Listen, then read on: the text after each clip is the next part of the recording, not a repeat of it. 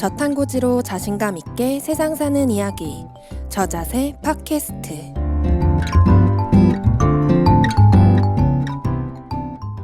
건강한 라이프 스타일을 위해 노력하는 저탄고지인들에게 힘이 되어주는 방송 저자세 팟캐스트입니다. 안녕하세요, 메이입니다. 오늘은 많은 이야기를 해야 되는 관계로 빠른 진행을 해보려고 합니다. 혼자 해서 조금 어색하네요, 이게. 제목 보고 눈치채신 분들도 계시겠죠, 아마? 오늘은 여심 전문의 맘편유의 김준영 선생님 모셨습니다. 안녕하세요. 안녕하십니까. 마음 편한 유학과 김준영입니다. 네. 아니 진짜 예전에부터 계속 불러만 주면 언제든지 오신다고 하시더니 진짜 약속 짱이세요. 그러니까 오늘 이렇게 비도 오고요. 네. 이렇게 또 친절하신 또 메이님이랑 같이 또 단둘이 이렇게 하니까 저도 약간 어색하긴 한데 마음이 설레네요. 네, 사실 이게 제가 그 맘편유에서 건강특강 해주시는 것 갱년기 편 들었는데 내용이 너무 좋은 거예요. 좀 어렵기도 했지만 이거 혼자 듣기 아깝다 싶더라고요. 그래서 그 자리에서 강의 끝나자마자 선생님이 저자세 나와주셔야 된다고 했더니 바로 그냥 오케이 해주셔가지고 일사천리로 진행된 녹음입니다. 네, 저 강의 오셔가지고 너무 깜짝 놀랐어요, 사실은. 왜요? 네. 아니 뭐 이제는 알 만큼 다 아시는 분이 또 강의 오셔가지고 아니죠. 또 너무 저는 한 절반 이상은 거의 모르는 내용이었고 내용이 그래요? 네. 그리고 사실 이 어떤 여성 호르몬에 대한 이야기는 되게 이렇게 조각조각된 정보들밖에 없어가지고 그렇게 처음부터 끝까지 이렇게 쫙 훑어주시는 것 자체가 되게 큰 기회였던 것 같아요. 저 같은 경우에는. 다행이네요. 네. 그래서 이제 저 개인적으로는 제가 에스트로겐 우세증이 있다 보니까 너무 관심 깊게 봤던 부분인데 그래서 이번 편에는 에스트로겐 우세증에 대한 이야기 중심으로 한번 다뤄볼까 하는데요. 좋습니다. 네. 너무 준비가 다 되셔가지고. 그러면은 이게 저는 궁금해서 좀 물어보고 싶은데요. 내가 에스트로겐 우세증이라는 걸 어떻게 아시고 계세요? 저는 병원 가서 네, 검사 받아서 우세증이다. 선생님이 직접 우세증이에요. 제가 왜요? 그랬더니 막 비율이랑 이런 호르몬 보고 이러면서 얘기해 주셨었어요. 그렇죠. 네. 우리가 보통은 객관적으로도 알 수 있는데 사람들이 주관적인 증상이 있어야 내가 확인을 해봐야 되겠다 이런 것들을 이제 해보잖아요. 네. 그러니까 증상이 나타나는 것들이 사실은 굉장히 중요하거든요. 그러니까 이러면은 내가 뭔가 관리를 좀 해야지 되거나 아니면 관리를 했는데 잘 안 되니까 병원 가서 좀 더 이렇게 도움을 받아봐야 되겠다 이런 생각을 하시게 될 테니까 그런 증상을 먼저 아는 게 또 중요하지 않을까. 증상을 알면 원인을 찾아봐야지 되고 그렇죠. 그 원인을 또 이제 교정을 해야지 되고 그게 오랫동안 유지될 수 있도록 꾸준히 계속 관리를 하셔야지 되거든요. 그런 거에 대해서 이제 얘기를 해보면 좋을 것 같아요. 그럼 에스트로겐 우세증 증상이 느낄 수 있는 게 뭐가 있을까요? 보통은 이제 여성스럽지 못하다고 생각되는 여러 가지 것들이 이제 대부분 그런데요. 여자들이 보통 감정의 기복들이 좀 많잖아요. 네. 그게 너무 셀 때, 그럼 이제 에스트로겐 우세증이 있을 가능성들이 좀 있고, 또 남성과 같은 성격이 나타날 때, 그럴 때도 이제 에스트로겐 우세증이 있을 수 있어요. 그게 남성과 같은 성격이라고 하면 물론 좋은 남자들도 많지만 대부분 남자들이 욱하는 성질들이 있잖아요. 네, 그런 것들. 그다음에 이제 화를 한번 내면은 좀 오래 가거나 그렇게 되면은 또 우울증이 또 심해지거든요. 그걸 반복으로 계속 하게 되면 잠을 또 잘 못 자게 돼요. 그러면 이제 분이 안 풀리니까 열이 오르락내리락 하기도 하고 땀이 나기도 하고 이런 증상들이 계속 이어지는 거죠. 근데 또 여성들한테는 생리가 좀 불규칙해진다거나 아니면 생리통이 더 심해진다거나 이런 다른 증상들 많이 생길 수가 있어요. 그런 것들이 토탈적으로 다 에스트로겐 우세증에 해당되는 증상들이죠.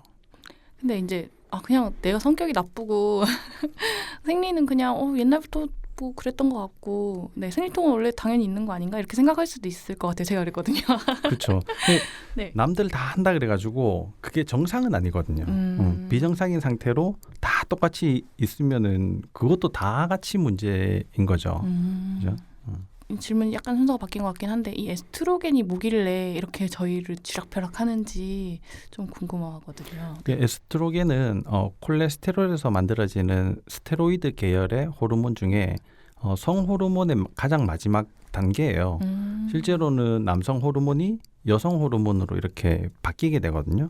그건 남자든 여자든 다 마찬가지가 되고 여자는 많이 가지게 되고 남자는 조금 가진다는 차이가 있는 거죠. 근데 여성분들이 이제 에스트로겐이라는 것들을 이제 가지고 있으면 좀 더 여성스럽게 이렇게 되는 거예요. 네. 네. 뭐 볼륨감도 훨씬 더 있어지게 되고 그것 때문에 뭐 임신, 뭐 출산 이런 것들도 이제 가능하시게 되는 거고 남자들이 만약에 그걸 가지고 있다 네. 그러면 여성형 유방, 그 이제 여자처럼 변해가는 거죠. 네. 성격도 약간 여성스러워지고, 네. 뭐 좀 섬세하다 이렇게 표현할 수도 있지만 쪼잔해지고 사람이 네, 굉장히 이제 그렇게 되는 거죠. 그렇구나. 이제 말씀해주신 것 중에서 이제 에스트로겐이 콜레스테롤로부터 시작된 호르몬, 성호르몬 중에 가장 마지막 단계라고 하셨잖아요. 근데 느낌상 에스트로겐 무세증이라고 하면 에스트로겐이 되게 많은 상태이고 다른 게 적은 걸 것 같은데 최종 산물이 제일 많다라는 게 왜 그렇게 되는 건지 좀 그러니까 안 와닿는달까? 네. 에스트로겐 우세증이라고 하면은 그냥 이제 힘이 좀 세다, 뭐 약하다 이렇게 표현하는 게 어떻게 하면 이해하기가 더 쉬울 수 있어요. 우리가 어벤져스랑 만약에 싸움을 하게 된다. 네. 그러면 우리는 엄청 약한 사람이잖아요. 네. 그 사람들은 엄청 힘이 센 사람이고 근데 내가 뭐 조그만한 꼬마랑 싸운다. 그러면 나도 굉장히 힘이 센 사람이 되는 거거든요. 네. 그러니까 에스트로겐 양 자체가 많은 것도 에스트로겐 우세증이 될 수가 있고요. 네. 또 상대적으로 에스트로겐이 많은 역할을 하게 될 때 좀 더 많은 비중을 차지하게 될 때도 에스트로겐 우세증이라고 할 수 있거든요. 그러면 꼬마에 해당되는 게 뭔가? 그게 네. 프로게스테론이에요. 프로게스테론보다 상대적으로 비율상 에스트로겐이 훨씬 더 많은 상태가 에스트로겐 우세증이고요. 우리가 병적으로 에스트로겐이 많은 상태라기보다는 프로게스테론과 비교했을 때 에스트로겐이 많은 상태를 일반적으로 에스트로겐 우세증이다 이렇게 얘기를 하는 거죠. 에스트로겐이 내 몸에 많을 때도 그렇고 그다음에 다른 호르몬인 프로게스테론과의 비율이 안 맞을 때도 에스트로겐 우세증이고. 그렇죠. 네. 이제 상대적으로 많다는 게 에스트로겐이 우리 몸에서 많이 만들어지는 것도 해당이 될 수가 있겠고요. 또 에스트로겐 유사 물질들이 있어요. 뭐 예를 들면은 뭐 환경 호르몬 이런 맞아요. 것들이 있죠. 그다음에 우리가 먹는 합성 호르몬제 뭐 피임약이라든지 네. 뭐 배란을 시키기 위해서 맞는 뭐 주사약이라든지 이런 것들이 이제 외부에서 들어올 때 에스트로겐 유사 물질들이 많아지니까 내 몸이 에스트로겐 우세증처럼 증상이 나타날 수 있어요. 네, 사실 느낌상 에스트로겐 우세증이라고 해도 아까 말씀하셨던 뭐 성격의 문제나 아니면은 그 생리주기의 문제? 이 정도 문제가 그렇게 크게 내 몸에 어떤 큰 영향을 끼치나? 그게 그렇게 위험한가? 라는 생각이 사실 제일 먼저 들거든요. 그냥 뭐 좀 참고 살면 되잖아. 그렇죠. 네. 그러니까 그게 젊은 사람일 때는 별로 관심이 없어요. 네. 그러니까 뭐 생리통 좀 하다가 뭐 타이레놀 매달 먹고 견디면 되는 거고 물론 뭐 심하신 분들은 굉장히 고생하시겠지만 예, 생리를 안 하는 게 차라리 더 편하다라고 또 말씀하시는 분들도 있잖아요. 여행 가려면은 막 이렇게 맞춰가지고 또 뭐 피임약도 먹고 해야 되는데 아니 뭐 한 2달 안 하면 그 사이에 여행도 다녀올 수 있고 뭐 이렇게 이제 얘기하시는 분들이 있는데 결정적인 순간에 그게 문제가 되거든요. 예를 들어서 내가 이제 막 결혼을 했어. 나이도 조금 됐는데 임신을 빨리 해야 되는데 네. 임신 안 되는 거예요. 네. 그리고 지금 애들도 막 한창 클 때고 남편도 바깥에서 일할 때 내가 내조를 열심히 해야 되는데 몸이 안 따라주는 거예요. 그럴 때 이제 환장을 하는 거죠. 갱년기가 됐었는데 안 그래도 몸이 힘든데 에스트로겐 우세증 때문에 훨씬 더 괴로워질 때 이럴 때 이제 사람들이 더 이게 뭐 때문에 이런가 궁금해하고 치료를 이제 받으러 오시는 거예요. 그래서 이제 다음 시간에 이제 본격적으로 다루겠지만 갱년기가 35대부터 온다라는 그 내용이 이제 강의 내용 중에 있었는데 너무 깜짝 놀랐거든요. 그래서 그렇죠, 이제 그렇죠? 미리미리 준비해야 된다. 근데 네. 이제 그 시작이 에스트로겐 우세다. 네. 그렇게 말씀해 주셔가지고 내가 이 강의를 지금 들은 게 너무 행운인 것 같은 거예요. 진짜 좋았는데. 그게 뭐 조금 이따 얘기해도 되겠지만 지금 얘기하면 네네. 에스트로겐의 여성 호르몬이 네. 7년 주기로 변한다. 제가 이제 강의 시간에 얘기했었는데 네네. 그죠? 14살 때 이제 적용을 시작한다고 하면 이제 21살, 네. 34살 때 이제 최고조로 이제 올라가게 되고요. 또 21살 때 제일 이쁘잖아요.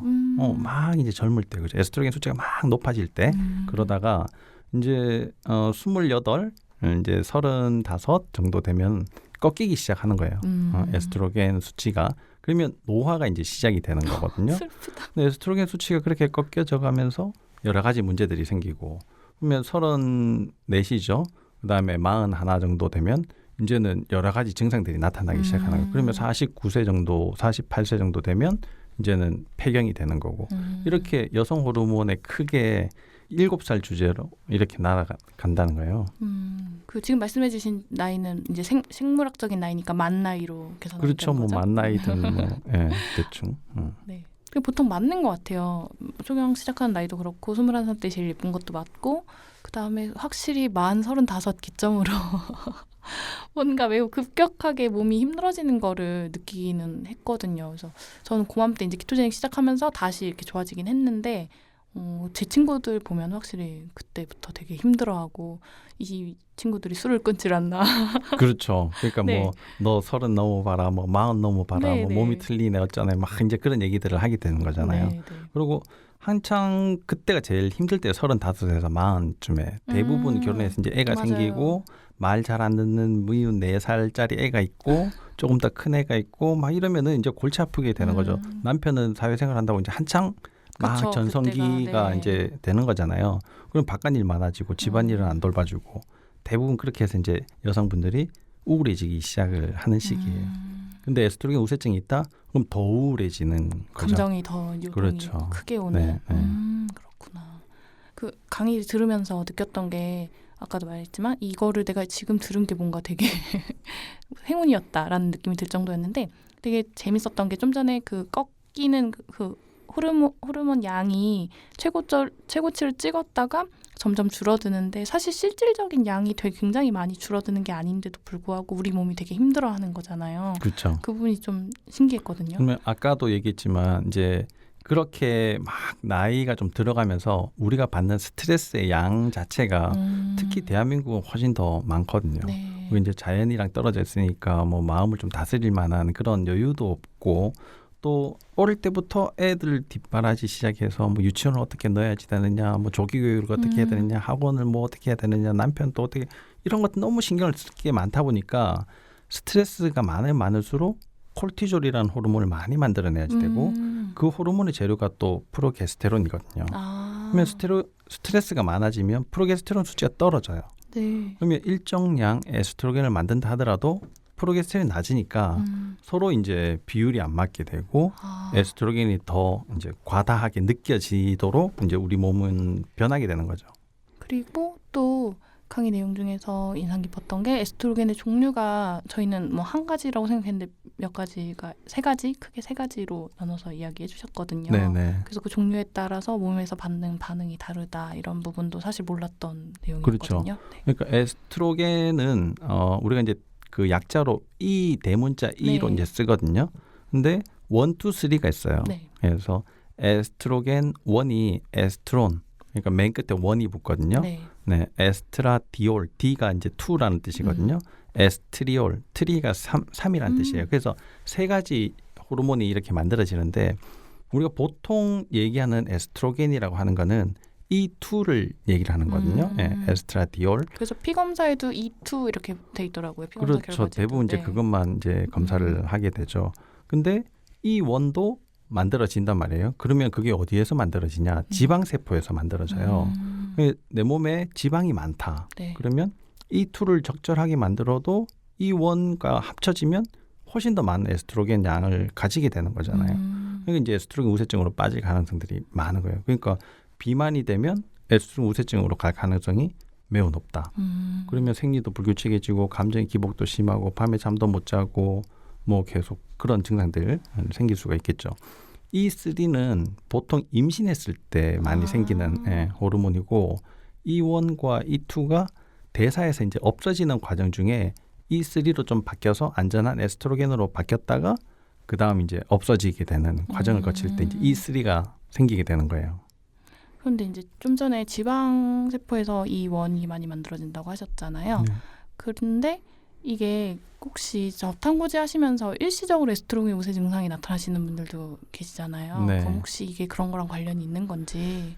그게 이제 딱 관련이 있다 이렇게 얘기하기는 그쵸. 어려운데 우리 몸에 스트레스를 굉장히 많이 주는 상황이 될 수 있거든요. 저탄고지 그 자체가 저탄고지를 떠나서 시기를 바꾼다는 것 자체가 그렇죠. 대사가 완전 확 다 그렇죠. 변하는 내가 거니까. 이제 뭐 채식을 해도 마찬가지고 뭐 아니면은 뭐 황제 다이어트를 해도 마찬가지고 저탄고지를 해도 마찬가지고 모든 걸 했을 때 어쨌든 내 몸에는 스트레스가 되는데 그런 스트레스를 이겨낼 수 있는 만큼의 프로게스테론에서 콜티졸을 잘 만들어주면 그냥 쉽게 넘어가는 거고 프로게스테론이 모자라는 상태에서 스트레스가 더 가중됐다. 그러면 에스트로겐 우세증이 더 많이 심하게 생길 수가 있겠죠. 네. 그래서 이제 이 지방을 먹는 거에 대한 공포 중에 하나가 그런 호르몬 이슈도 있으니까 그 여쭤봤던 질문이었거든요. 근데 네. 사실 그거보다는 오히려 내가 그러니까 제 지방을 많이 먹어서 지방세포에서 막 에스트로겐이 분비되는 게 아니라 내가 대사가 바뀌는 과정에서 이제 내 몸이 스트레스를 받아서 그런 현상이 나타나는 거다. 그렇죠. 네. 그게 이제 첫 번째고요. 네네. 두 번째는 사실 우리가 저탄고지를 하면서 체중을 줄이는 게 목표는 아니지만 그 과정 중에 일어나는 일이거든요. 네네. 근데 그 체중이 줄 때 지방세포가 제일 많이 준단 말이에요. 아, 그렇죠. 그게 살이 체지방이 빠지는 그렇죠. 거니까요. 그러니까 네. 이 원을 적게 만드니까 사실은 에스트로겐 우세증에서 벗어날 수 있는 지름길인데 지방에는 온갖 유해 물질들, 특히나 이제 지용성 물질들이 굉장히 많이 녹아 있거든요. 환경 호르몬 같은 것들은 대부분 지용성이고 에스트로겐하고 유사하게 생겼어요. 모양이, 네네. 화학적 모양이. 그러니까 지방이 녹으면서 그런 것들이 많이 쏟아져 나오게 되거든요. 그럼 일시적으로 에스트로겐 우세증 증상이 나타날 수 있죠. 아, 내 체지방, 그러니까 그게 내 몸속에 쌓였던 독인 거죠, 일종의. 어떻게 그렇죠. 보면은 그것들이 네. 빠져나오면서 그렇게 느끼는 거다. 네. 그러면 이 사람들이 어떻게 그걸 벗어나게 해야지 네. 이제 할 수 있을까를 이제 고민을 해보게 되는데 대부분의 지용성들은 간에서 대사를 해서 수용성으로 바뀌어서 밖으로 뽑아내게 돼요. 예를 들어서 수용성이라면 물에서 녹는 거거든요. 네네. 그러면 소변이라든지 땀으로 또는 이제 뭐 장으로 이렇게 빠져나가는데 그 빠져나갈 때 이게 담즙이랑 같이 묶여져서 빠져나가요. 그래서 장으로 이제 굉장히 많은 양을 버리게 되는데 네. 장에 이상한 균들이 있다. 그러면 담즙이 이제 에스트로겐이나 에스트로겐 뭐 유사 물질들, 뭐 환경 호르몬 이런 것들을 끝까지 데려가지 못하고 중간에 다 놔버리게 되거든요. 네, 분해가 돼 버려요. 그러면 분해가 되면 또 우리 몸에 쉽게 흡수가 되거든요. 애써서 버렸는데 네. 그게 다시 장이 안 좋으니까 재흡수가 되는 이런 꼴이 되는 거거든요. 그러면 내가 저탄고지를 계속 열심히 했는데 소화도 잘 안 되고 여러 가지 불편감이 계속 있었고 그 전에도 장이 별로 안 좋았던 사람들은 네네. 내가 지금 지방이 계속 주는 게 어떻게 보면은 지금 더 힘들게 만들고 있는 과정 중에 하나일 수 있는 거예요. 그러니까 장을 좋게 만드는 게 굉장히 중요하거든요. 역시 그래서 기승전장이라고 매번 강조하시는. 그렇죠. 네. 네. 그래서 이 에스트로겐 우세증 극복할 수 있는 방법들이 사실 이제 인터넷에 많이 떠돌아다니는 것 중에서 우리가 가장 쉽게 할 수 있는 게 이제 환경 호르몬을 피하자라는 네. 부분이 사실 제일 쉽게 할 수 있지만 또 제일 어렵기도 한 제일 부분인 것 어렵죠. 같아요. 네. 굉장히 네. 어려워요. 네. 네. 사실 우리가 피할 수 없는 게 대부분이다 이렇게 생각하시면 돼요. 물론 뭐 플라스틱에도 많이 들어있고 네. 뭐 이게 공해에도 있고 뭐 배기가스에도 있고 뭐 그래서 우리가 마스크도 쓰고 플라스틱 쓰지 않고 유리병을 쓰고 막 네, 이렇게 네. 하지만 네. 대부분은 그렇게 제품이 생산이 되거든요. 그렇죠. 처음부터. 그렇죠. 네. 내가 모든 걸 다 만들어서 쓰고 뭐 우물을 길러 먹고 이런 게 아니기 때문에 일단 기본적으로 노출이 될 수밖에 없다. 이렇게 생각하시면 돼요. 그러면 첫 번째는 그런 물건들을 안 쓰는 게 좋은 방법일 수 있지만 그게 내가 들어오려고 하는 상황에서 잘 막아낼 수 있으면 되거든요. 그게 첫 번째 이제 음식으로 제일 많이 들어온단 말이에요. 아, 네, 네. 음식으로 들어오니까 어떤 음식들? 그러니까 내가 이제 플라스틱에 들어있는 물을 이제 먹게 되거나 아니면 뭐 플라스틱과 관련돼 있는 여러 가지 뭐 조미료에 도시락 그렇죠. 용기. 도시락 용기 뭐 이런 것들이 대부분 다 그렇게 돼 있는 거잖아요. 플라스틱이 제일 안 좋은 건가요? 그렇죠. 그러면? 플라스틱의 유해 물질들이 대부분 그렇고 플라스틱을 합성하거나 부드럽게 만들거나 뭐 이런 것들이 대부분 다 그런 거거든요. 뭐 자일린이라든지 벤젠이라든지 뭐 프탈레이트 뭐 이런 것들은 화장품을 부드럽게 네, 화장품을 또 오랫동안 쓸 수 있도록 네. 이런 거에 다 들어가 있단 말이에요. 그러니까 도저히 피할 수가 없는 거예요. 내가 맨 얼굴로 다니기도 사실 애매한 거잖아요. 사실 머리를 안 감고 다닌다. 그래서 어떤 분들은 그냥 그걸 안 하고 물로만 계속 노프라고 해요. 네, 맞아요. 노프 네. 그죠? 그런 것들을 하는데 그것도 사실 해보면 예전에 다 이게 샴푸를 쓰던 거에 습성들이 다 있기 때문에 습관들이 있기 때문에 그 부드러웠던 느낌을 이게 그것만큼은 안 되는 거예요. 그러니까 대부분 다 쓰게 되거든요. 그러면 그런 것들을 없는 걸 쓰면 좋은데 없는 제품들은 또 비싸요. 네. 구하기가 또 쉽지 않고 그쵸. 뭐 있는 것들이 진짜 이게 물질이 문제가 있는 건가 없는 건가 그러니까 사실 내가 다 알기도 어렵고 하니까 어쩔 수 없이 쓸 수밖에 없는 거죠. 그죠?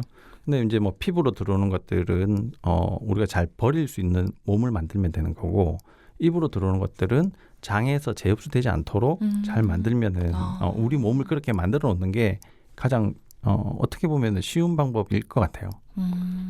그 비스페놀 프리라고 해서 만들어진 용기조차 그냥 어떤 한 가지만 없는 거지. 그렇죠. 네. 그 외에 뭐 다른 것들은 다 있는 거라서 큰 의미가 없다라는 얘기를 예전에 조준호 원장님 나오셔서 해주셨나 아무튼 그랬던 것 같거든요. 그러니까요. 네. 그 뭐 우리가 알면 이게 예를 들면은 홍삼 제품 네. 이런 드링크 이런 거 있잖아요.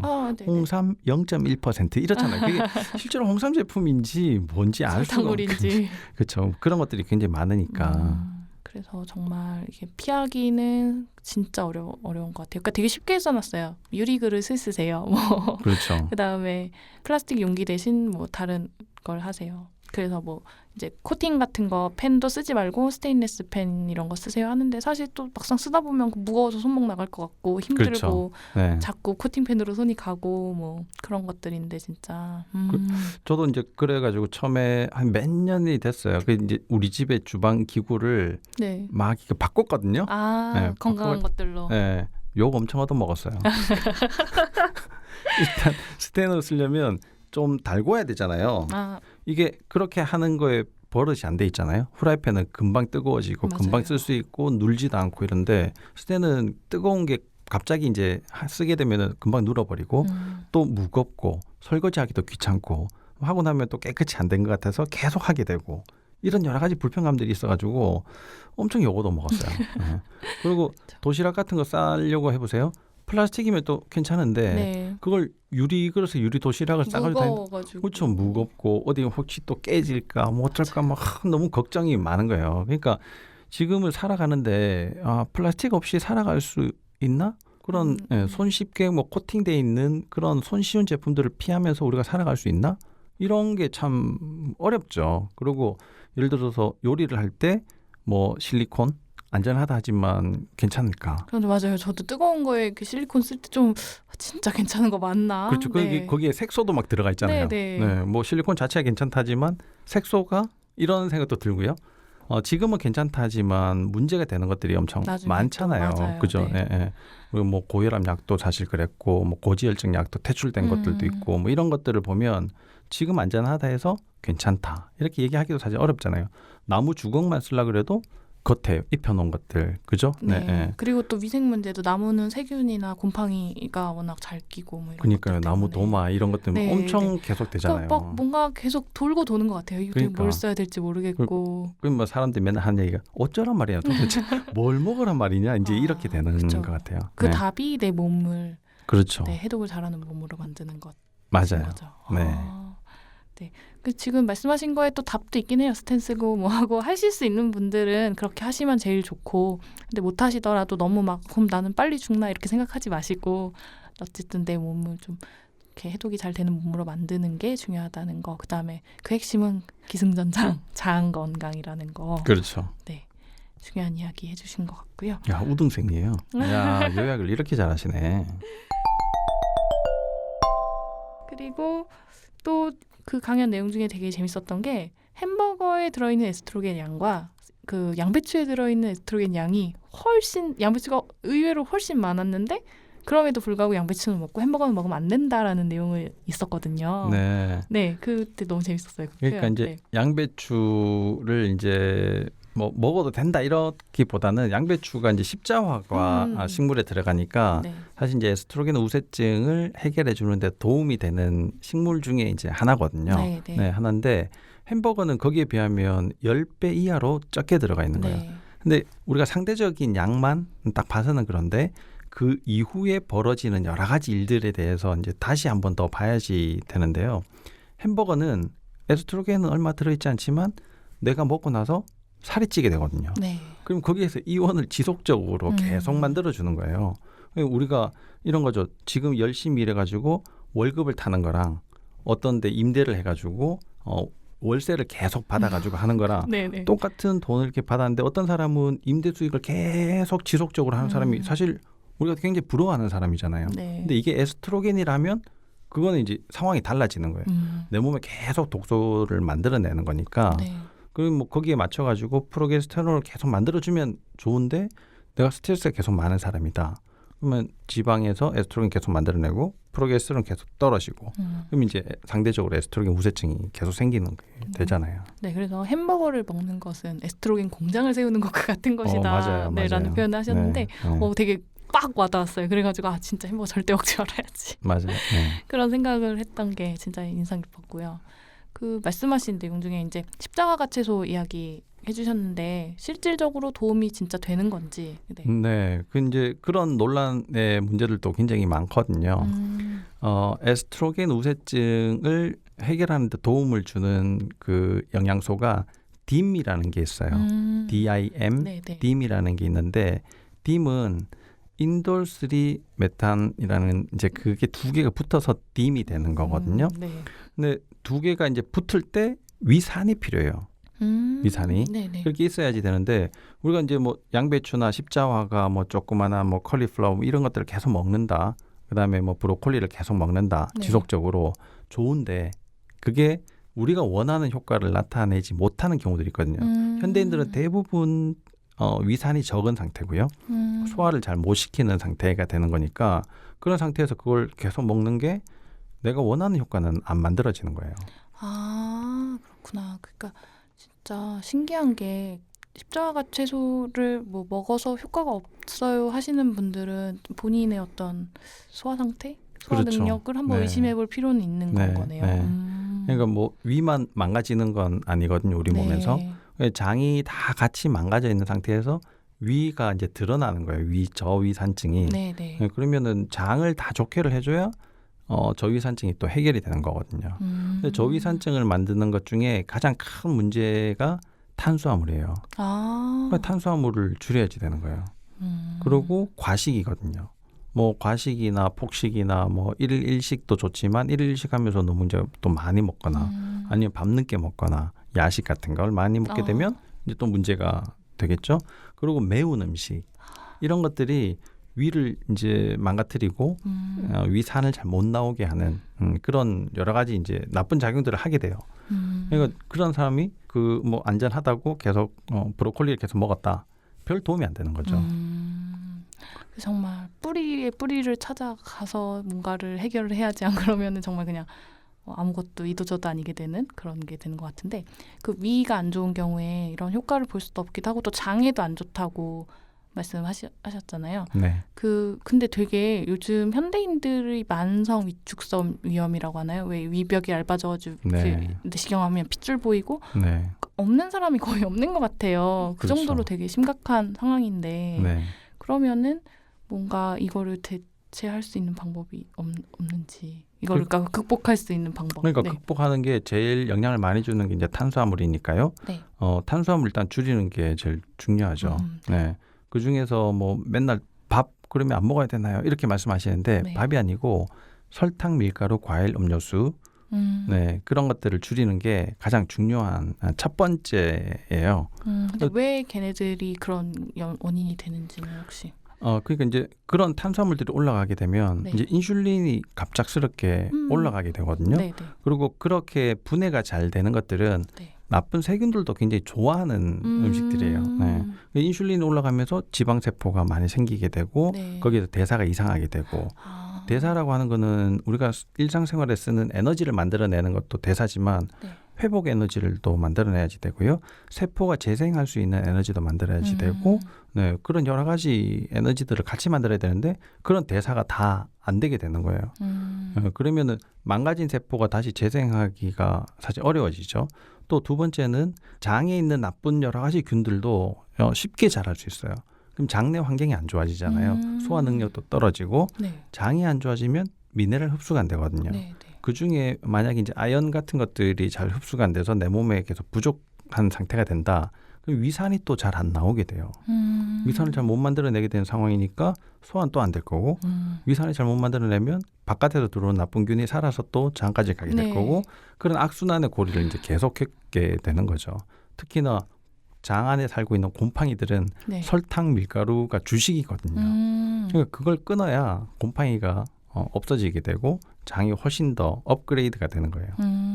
그래서 그 칸디다 치료할 때 절대 탄수화물 먹지 말라고 하시잖아요. 그렇죠. 네, 조금도 가급적이면 먹지 말라고 말씀해 주셨던 네, 것 같은데. 치료 기간에는. 네, 치료 기간에는 그게 그래서 그렇게 말씀해 주셨던 거구나. 그리고 또 아까 탄수화물 줄이는 거랑 또 한 가지 더.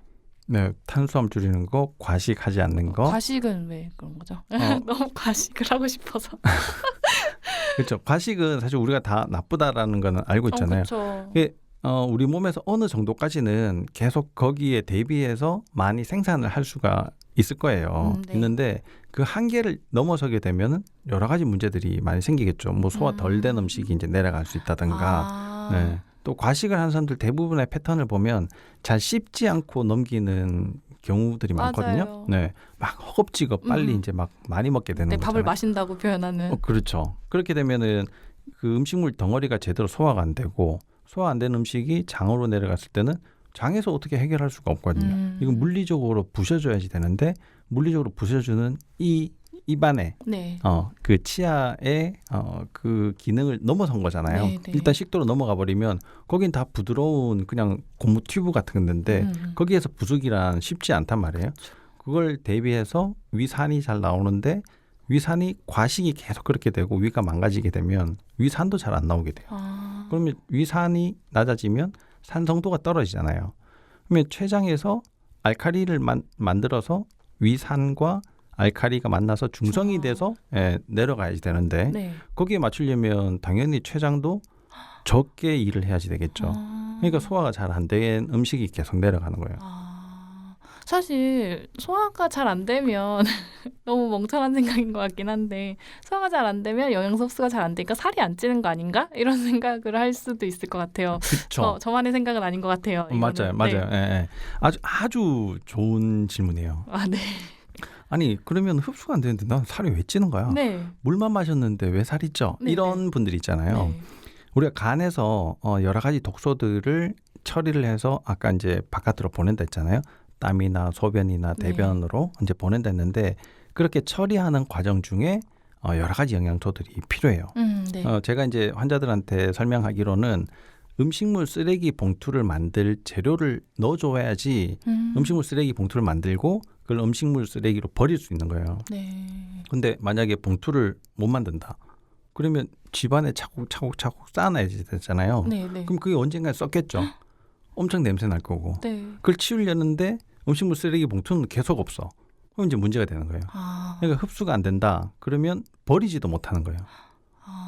몸 내가 살아가니까 계속 뭐 활성산소로부터 만들어지는 세포가 이게 부서져서 생기는 찌꺼기, 네. 그다음에 뭐 따르게 들어오는 뭐 유해 물질들 이런 것들이 계속 쌓이게 될 건데 못 버려.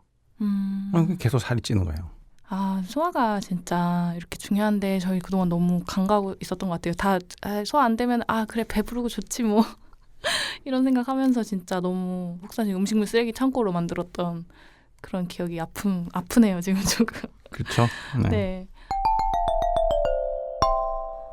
그리고 또 이거는 제가 개인적으로 느낀 건데 제가 워낙 술을 좋아하고 술을 많이 마시다 보니까 어느 순간부터 술 때문에 위가 굉장히 안 좋아진 게 느껴지더라고요. 그러니까 술을 딱 마시면은 그 위가 원래 거의 감각이 없는데 위벽이 찌르르르한 그 느낌이 들어요. 그래서 이제 정말 술을 끊을 때가 됐구나 이런 생각을 했는데 술은 혹시 에스트로겐이랑 에스트로겐 우세증이랑 상관없는지. 뭐 여러 방면으로 관계가 있겠죠. 네네.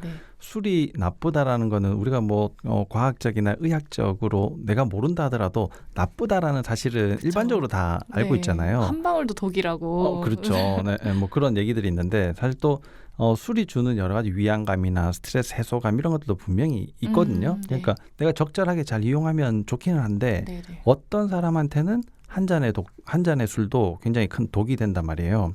그게 우리가 좋다고 알고 있는 와인조차도 그렇다니까 특히나 유방암 환자분들은 한 잔의 술도 굉장히 조심을 하셔야지 돼요.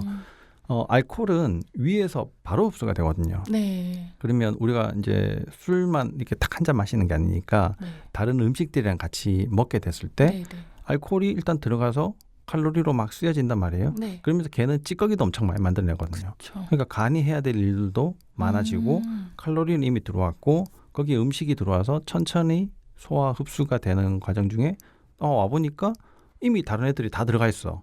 그럼 자기는 들어갈 데가 없는 거예요. 네. 그럼 이제 인슐린을 불러가지고 이제 지방으로 택시를 타고 이제 푹 들어가 버리게 되는 거죠. 그럼 지방이 많아지잖아요. 네, 네. 그럼 에스트로겐 우세증이 되는 거예요. 심해지고. 그렇죠. 네. 그런 여러 가지 문제들 중에 제일 기본적으로 그런 게 생길 수가 있을 거예요. 그리고 술도 아까 얘기했지만 첫 번째 조심하셔야 될 게 설탕, 밀가루, 과일, 음료수인데 네. 두 번째 조심하셔야 될 게 술이거든요. 술도 곰팡이를 키우는데 또 장내 환경을 망가뜨리는데 굉장히 큰 역할들을 하게 됩니다. 근데 내가 이렇게 지금 보면 설탕보다 술이 더 나쁠 것 같은데? 네네. 아니 과일이 술보다 더 나쁘다는 게 말이 돼? 네네. 이렇게 생각하시기 쉬운데 설탕, 밀가루, 과일, 음료수는요. 가만히 생각해 보면은 우리가 눈 뜨고 나서 먹을 수 있어요. 눈 뜨자마자 아침 대신에 먹을 수도 있고 아침 먹고 나서 먹을 수도 있고 네.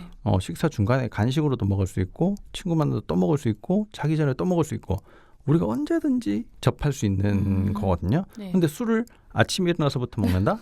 이런 사람 잘 없잖아요, 사실. 네네네. 물론 계시겠죠. 계시는 분들은 저기 이제 뭐 입원을 하시거나 네. 뭐 이렇게 하셔야 되니까 좀 여러애라고 치고 그래서 술보다도 훨씬 더 나쁘다. 네, 그게 빈도가 중요하다. 그렇죠. 네. 그러니까 이제 그렇게 제일 첫 번째 이제 조심하셔야 될 거 설탕, 밀가루, 과일, 음료수. 두 번째 술. 그리고 이제 몇몇 가지 더 이제 좀 하시고 그다음에 뭐 지방을 어떻게 먹어야 될 건가를 좀 고민하시고 그다음에 쭉 또 열심히 하시고 밥을 끊어야 될 건가 말 건가 이런 것들은 맨 마지막에 이제 고민하셔도 네, 돼요. 지금은 밥을 먼저 끊는 게 중요한 게 아니다. 근데 1번, 2번만 조심하셔도 저탄고지의 기본은 만들어지는 거거든요. 케톤 수치를 뭐 3으로 올리고 뭐 2를 유지를 하고 이런 것들은 1번, 2번부터 먼저 하시고 난 다음에 그 다음에 적응이 되면 하셔도 늦지 않다.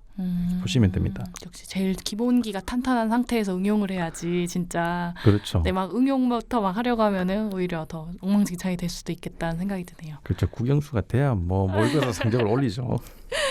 네. 근데 저희는 그 호르몬의 노름에 놀아나면서 그 일명 생리전 증후군이라고 해가지고 생리 직전에 막 정말 미친 듯이 단 것과 탄수화물과 밀가루를 막 너무너무 먹고 싶어하고 또 실제로 먹기도 하고 그 고리를 끊어내지 못하시는 분들이 정말 많잖아요. 네. 근데 이것도 에스트로겐 우세증의 증상이라고. 그렇죠. 네네. 네. 그러니까 에스트로겐만 봤을 때 이제 그런 건데 네네. 아까 누누이 얘기하지만 프로게스테론이 낮은 상태가 되기 때문에 그런 거예요. 호르몬의 변화가 많고 또 시기를 급격하게 바꿨고 내가 생활 패턴 자체가 또 바뀌고 네. 수면을 잘 못하고 이런 것들이 다 내 몸에는 스트레스로 작용을 하는 거거든요. 그러면 콜티졸이 엄청 많이 필요하단 말이에요. 네. 콜티졸은 탄수화물, 포도당을 막 끌어다 쓰는 애들이에요. 그러니까 그런 것들이 엄청 많이 필요하잖아요. 당연히. 그죠? 그러니까 생리를 하기 전에 호르몬 변화가 많다. 그러면 프로게스테론이 더 떨어질 수 있다. 그러면 에스트로겐 우세증이 굉장히 심해질 수 있고 콜티졸이 내 몸에 잘 작동하기 위해서 포도당이 더 많이 필요한 순간이 오는 거고. 그러니까 내가 이렇게 막 먹게 되는 거죠. 단 음식을. 그렇구나. 네. 정말 호르몬이라는 게 공부를 하고 알아가면 알아갈수록 너무 어려운 것 같아요. 진짜 뭔가 높으면 좋아, 뭐 혹은 나빠, 혹은 낮으면 좋아, 나빠 이게 아니라 네. 막 다른 여러 가지 호르몬들이랑 막 같이 협업을 하는. 그렇죠. 그러니까 네. 쉽게 얘기하면 이퀄라이즈 같은 역할. 네. 하나가 삐 높으면 다른 것들이 막 따라서 변해야 되잖아요. 네. 그렇게 변할 때 우리 몸이 잘 적응해주면 좋은데 네. 그 적응할 수 있는 임계치를 넘어섰을 때 내 몸에서 이제 이상한 증상들이 나타나게 되는 거죠. 너무 무서워요. 그래서 에스트로겐 우세증이라는 걸 숫자로 보여주셨는데 또 저 막 안 믿고 제가 왜요? 제가 어때?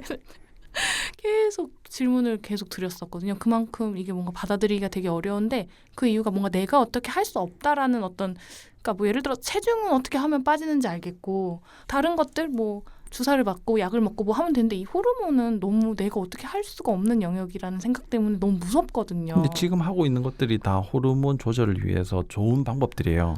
네, 저탄고지를 하고 네. 충분히 잠을 자고 네. 네, 휴식을 갖고 이런 것들이 다 도움이 되는 거죠. 어려운 거 같으면서도 또 쉽고 그렇죠. 되게 재밌네요. 그런 것들을 제대로 못 하니까 사실 네. 그렇잖아요. 네, 네. 네. 휴가 한번 가려고 그래도 얼마나 고민이 돼요.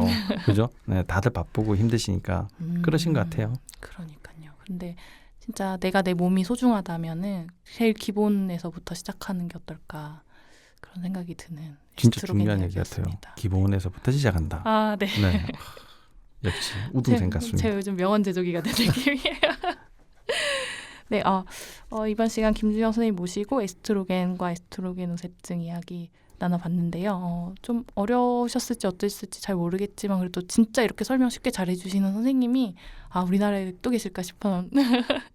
진짜 이 내용이 굉장히 어렵고 복잡한데도 좋은 예시들로 이렇게 잘 설명해 주셔서 너무 감사드립니다. 과찬이십니다.